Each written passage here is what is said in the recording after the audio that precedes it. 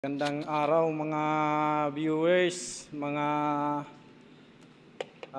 ka-technician. May bablog na naman tayo ngayong isang unit na dalawang unit pala.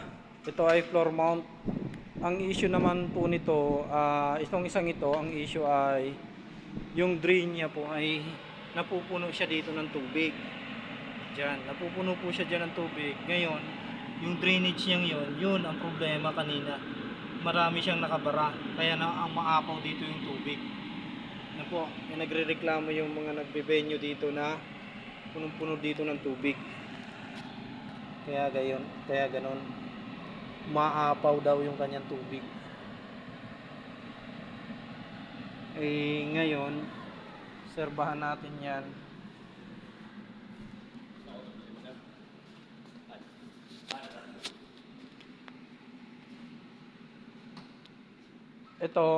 Ito namang isang ito, ang issue naman nito, umaandar yung fan motor, yung pinaka blower niya ay hindi gumagana ito. Pero yung horizontal, yung hindi umaandar. Ano siya, umandar na siya. Yung vertical niya, yun nagsiswing siya. Yan, nagsiswing yung kanyang vertical. Yan, kita nyo ka. Yan o. Gumagalaw yung kanyang vertical. Yun. Pero itong horizontal na hindi. Yan. Hindi siya gumagalaw mga katek.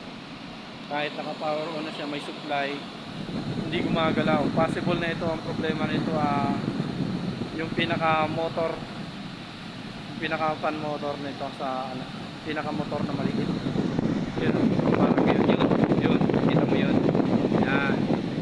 Yun yung nagpapaikot dito sa kanyang blower nito para mag-swing. Yung mga swing arm yan may problema.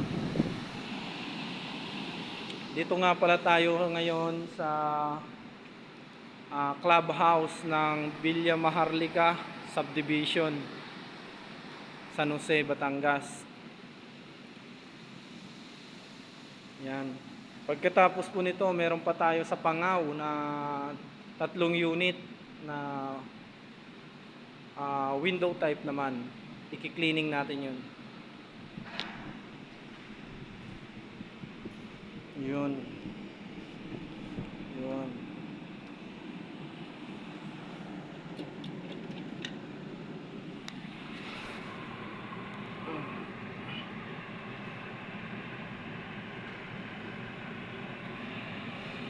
Good na yan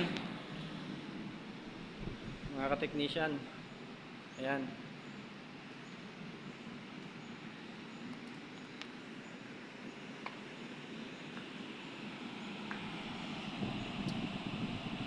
Okay, ito na naman ngayon ang re-resolvehin natin. Abangan nyo na lang.